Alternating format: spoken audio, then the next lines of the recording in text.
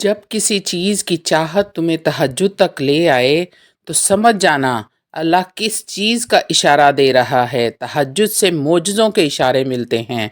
आऊज़ बिल्लाहि मिनश शैतानिर रजीम, बिस्मिल्लाहिर्रहमानिर रहीम। शुरू करती हूँ अल्लाह के बाबरकत नाम से जो बड़ा मेहरबान और निहायत रहम फरमाने वाला है।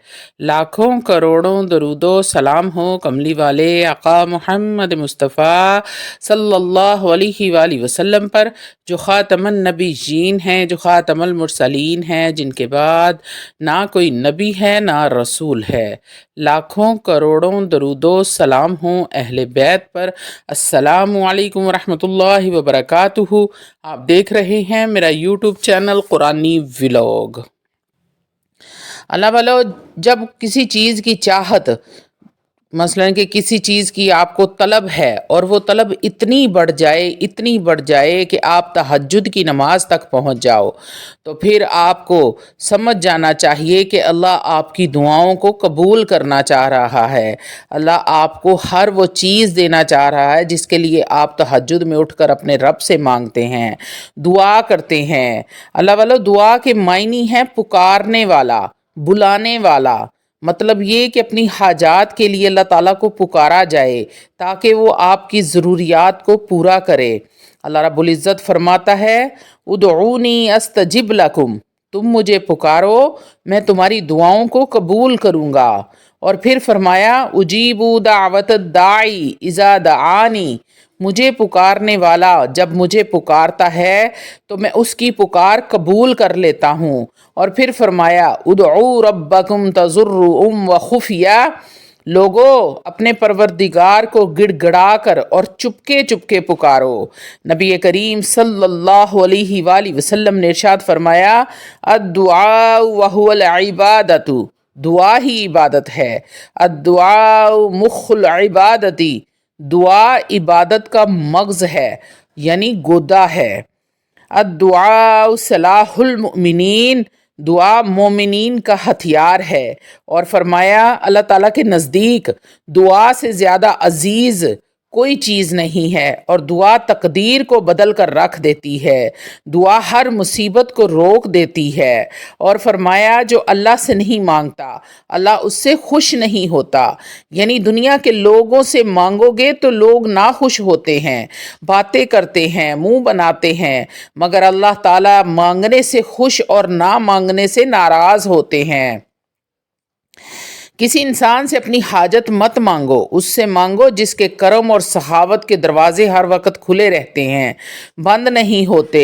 इंसान और अल्लाह के दरमियान तो यही फ़र्क है। अगर अल्लाह से मांगना छोड़ दोगे तो अल्लाह राज़ी नहीं होगा, आपसे नाखुश हो जाएगा। और जब इंसान से मांगोगे तो वो नाखुश होगा। और फरमाया, तुम्हारा रब बड़ा ही हया और करम वाला है। जब कोई बंदा दोनों हाथ उठाकर दुआ करता है और मांगता है तो उसको खाली हाथ वापस करते शर्म आती है। अल्लाह रब्बुल इज़्ज़त खुद फरमाते हैं कि जब मेरा कोई बंदा मुझे पुकारता है, मुझसे कोई चीज़ मांगता है, तो मुझे अपनी इज़्ज़त और जलाल की कसम कि मैं उसको खाली लौटा दूँ, मुझे शर्म आती है। और फरमाया, जिसके लिए दुआ के दरवाज़े खोल दिए जाएं, यानी उसको दुआ करने की तौफीक दे दी गई, तो उसके लिए जन्नत और कबूलियत और रहमत के दरवाज़े खोल दिए जाते हैं। और फरमाते हैं, जिसको ये बात अच्छी तरह मालूम हो कि मुसीबत और परेशानी के वक्त उसकी दुआ कबूल हो जाएगी, तो उसको चाहिए कि आराम और कुशादगी और फरागत के वक्त दुआएं करता रहे। और फरमाते हैं, जो अल्लाह से सवाल करता है तो उसको अल्लाह ताला इन 3 चीज़ों में से एक चीज़ ज़रूर अता करता है। नंबर 1, या तो उस चीज़ को अता कर देता है जिसको वो मांगता है। नंबर 2, या फिर उससे बेहतर कोई चीज़ अता करता है। नंबर 3, या उसके ज़रिए कोई बड़ी आने वाली मुसीबत को दूर कर देता है। तो अल्लाह वालो, जब आपको ये लगे कि अब आप तहज्जुद में गिड़गड़ा कर मांगेंगे, जब आपको रातों की नींदें आपकी खुद ब खुद ख़त्म होनी शुरू हो जाएं और तहज्जुद के सजदे होने लग जाएं, तो फिर आप तहज्जुद के मौजज़ों के लिए तैयार हो जाएं कि आपको मौजज़ात नज़र आने वाले हैं। ہر رات کا آخری حصہ دعاؤں کی قبولیت کے لیے ہے۔ اس وقت اللہ رب العزت خود بندوں سے فرماتا ہے تم لوگ مجھ سے مانگو میں دوں گا۔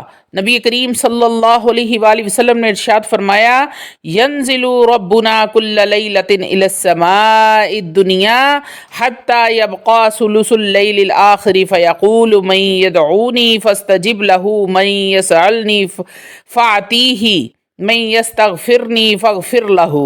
ہمارا پروردگار ہر رات میں آسمان دنیا پر آ کر فرماتا ہے کون ہے جو مجھ سے دعا کرے میں اس کی دعاؤں کو قبول کروں، کوئی مجھ سے مانگنے والا ہے جو مجھ سے مانگے اور میں اس کو دوں، کوئی ہے روزی کا طلبگار جو مجھ سے روزی مانگے میں اس کو حلال رزق عطا کروں۔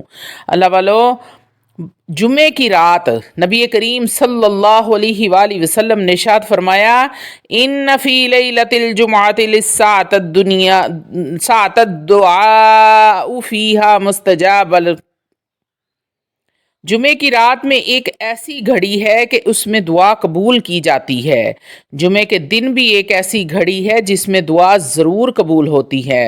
نبی کریم صلی اللہ علیہ وآلہ وسلم نے ارشاد فرمایا ان فی الجمعۃ للساعۃ لا یوافقها عبد مسلم قائم یصلی یسأل اللہ خیرا الا اعطاه ایاہ۔ جمعہ کے دن ایسی گھڑی ہے جس مسلمان کو نماز پڑھتے ہوئے مل جائے، اس میں وہ اللہ سے بھلائی مانگے تو اللہ تعالیٰ اس کو ضرور دے گا، اور وہ گھڑی عصر کے بعد غروب آفتاب ہونے تک ہے۔ دل جب کسی چیز کی شدید خواہش کرتا ہے اور یہ خواہش اتنی گہری ہو کہ ہمیں نیند سے بیدار کر کے اللہ کے حضور لے جائے تو یہ محض ایک عام طلب نہیں رہتی، بلکہ اس میں کوئی خاص حکمت پوشیدہ ہوتی ہے میرے رب کی۔ ہر کوئی تہجد کے لیے نہیں اٹھتا۔ اگر کسی چیز کی چاہت ہمیں تہجد کی نماز ادا کرنے پر مجبور کر دے تو یہ اللہ کی طرف سے ایک خاص اشارہ ہوتا ہے کہ وہ ہمارے دل کی کیفیت کو جانتا ہے۔ جب کوئی خواہش اللہ کی بارگاہ میں لے جائے تو سمجھ لینا چاہیے کہ یہ خواہش محض دنیاوی نہیں، بلکہ اس کے پیچھے کوئی خاص حکمت اور رحمت ہے جو اللہ نے ہمارے لیے چنی ہے۔ اللہ نے دعا کو ایک طاقتور ذریعہ بنایا ہے، اور اگر کوئی تمنا ہمیں تہجد میں رونے پر، گڑ گڑانے پر، گریہ زاری کرنے پر اور دعا کرنے پر مجبور کر دے تو یہ دعا قبولیت کے بے حد قریب ہوتی ہے۔ اگر کسی چیز کی طلب ہمیں اللہ سے تعلق مضبوط کرنے پر آمادہ کر دے تو در حقیقت یہ چیز اللہ کے قرب کا ذریعہ بن رہی ہوتی ہے اور اللہ ہمیں اپنی طرف بلا رہا ہوتا ہے۔ بعض اوقات یہ اللہ کی طرف سے آزمائش بھی ہو سکتی ہے۔ کیا ہم اپنی خواہش پر قائم رہتے ہیں یا اللہ کی رضا کو مقدم رکھتے ہیں؟ اور کبھی یہ اللہ کا انعام بھی ہوتا ہے کہ وہ ہماری طلب کو ہمارے حق میں بہتر بنا رہا ہوتا ہے۔ دنیا کی عام خواہشات انسان کو گناہ کی طرف لے جاتی ہیں، لیکن اگر کوئی خواہش اللہ کے قریب کر دے تو یہ ثابت کرتا ہے کہ وہ خواہش محض وقتی نہیں بلکہ اس میں کوئی نیکی اور بہتری ہے چھپی ہوئی ہے۔ تہجد کی نماز میں کھڑے ہو کر جو آنسو بہائے جاتے ہیں وہ صرف اللہ اس چیز کے لیے نہیں ہوتے جس کی دعا کی جا رہی ہوتی ہے، بلکہ وہ اللہ کی محبت کا اظہار بھی ہوتا ہے، اللہ کی رضا اور خوشی کے لیے بھی ہوتا ہے۔ اگر کوئی دعا تہجد میں کی جائے لیکن اس کا نتیجہ فوراً نہ نکلے تو سمجھ لینا چاہیے کہ اللہ بہتر جانتا ہے کہ وہ کب اور کیسے اور کہاں عطا کرے گا۔ بعض اوقات اللہ ہمیں کسی چیز کی طلب کے بہانے اپنے قریب کر لیتا ہے تاکہ ہم اس کی عبادت اور ذکر میں لگ جائیں اور ہمارے دلوں میں اس کی محبت پیدا ہو جائے۔ ہماری چاہت کچھ اور ہوتی ہے لیکن اللہ کا منصوبہ ہمارے لیے کچھ اور ہوتا ہے۔ تہجد کی دعائیں ہمیں اس منصوبے کو سمجھنے اور قبول کرنے میں مدد دیتی ہیں۔ تہجد میں مانگی گئی دعائیں فوراً قبول نہیں ہوتی بلکہ وہ ہمیں صبر، قناعت اور اللہ کی رضا میں راضی رہنے کا ہنر سکھاتی ہیں۔ کوئی خواہش اگر ہمیں تہجد تک لے آئے تو یہ سمجھنا چاہیے کہ اصل کامیابی وہ خواہش نہیں تھی بلکہ اللہ کا قرب حاصل کرنا ہے۔ تہجد میں کی گئی دعائیں اور مانگی گئی مرادیں ہماری روحانی حالت کو بہتر بنانے کا ذریعہ بنتی ہیں اور ہمیں دنیا سے بے نیاز کرنے میں مدد دیتی ہیں۔ بعض خواہشات ہماری تقدیر میں نہیں لکھی ہوتی، لیکن اگر وہ ہمیں اللہ سے جوڑ دیں، وہ خواہشیں ہی ہمارے لیے کامیابیاں بن جاتی ہیں۔ جس چیز کے لیے ہم تہجد میں دعا مانگ رہے ہوتے ہیں، ہو سکتا ہے وہ اللہ کے ہاں ہمارے لیے بہتر نہ ہو، لیکن اللہ ہمیں اس سے بھی بہتر چیز عطا کرنے کا ارادہ رکھتا ہو۔ وہ 70 ماؤں سے زیادہ پیار کرنے والا ہے، وہ کیسے ہمیں غلط راستے کی طرف جانے دے گا؟ کیا ہم اللہ پر اس وقت بھی بھروسہ رکھتے ہیں جب ہماری دعائیں فوراً قبول نہیں ہوتی؟ تہجد ہمیں یہ سکھاتی ہے کہ اللہ کے فیصلے پر بھروسہ رکھیں۔ تہجد میں مانگی گئی دعائیں صرف حاجات کی تکمیل کے لیے نہیں ہوتی، بلکہ یہ دل کو سکون، روح کو راحت اور زندگی کو روشنی عطا کرتی ہیں۔ اگر اللہ نے کسی چیز کی طلب کے ذریعے ہمیں تہجد کی طرف مائل کیا ہے تو یہ اس بات کا ثبوت ہے کہ اللہ ہم سے محبت کرتا ہے اور چاہتا ہے کہ ہم اس کے قریب ہو جائیں۔ دنیاوی کامیابی کچھ نہیں ہے، اصل کامیابی وہ ہے جو اللہ کے قریب لے جائے۔ اگر کوئی چیز ہمیں تہجد تک لے آئی ہے تو یہ سب سے بڑی کامیابی ہے، چاہے وہ چیز ہمیں حاصل ہو یا پھر نہ حاصل ہو۔ جب اللہ کے سامنے ہم جھکتے ہیں، گریازاری کرتے ہیں، بستر چھوڑتے ہیں، نیند قربان کرتے ہیں، تو اللہ کو وہ بندہ بڑا ہی محبوب ہوتا ہے۔ اللہ رب العزت اپنے عرش پر بیٹھ کر اپنی ذات کریمی کے مطابق مسکرا رہے ہوتے ہیں اور فخر کر رہے ہوتے ہیں، فرشتوں سے فرما رہے ہوتے ہیں، فرشتوں دیکھو میرے بندے کو، میری رضا کے لیے اس نے نیند قربان کی، اپنا بستر چھوڑا ہے اور وضو کر کے مصلی پر بیٹھا میرے سامنے رو رہا ہے، گریازاری کر رہا ہے، گڑ گڑا رہا ہے۔ تو جو میرا بندہ مانگ رہا ہے اس کو عطا کرو۔ میرا رب خود اس ٹائم پوچھ رہا ہوتا ہے تو ہم کیوں نہ مانگے؟ جب وہ پوچھ رہا ہے، منادی کرا رہا ہے، تو جب ہم نیچے سے کہیں گے کہ یا اللہ میں بیٹھی ہوں، میں مانگ رہی ہوں، مجھے عطا کرو، تو وہ رب کی ذات ایسا ہو نہیں سکتا کہ آپ کو عطا نہ کرے۔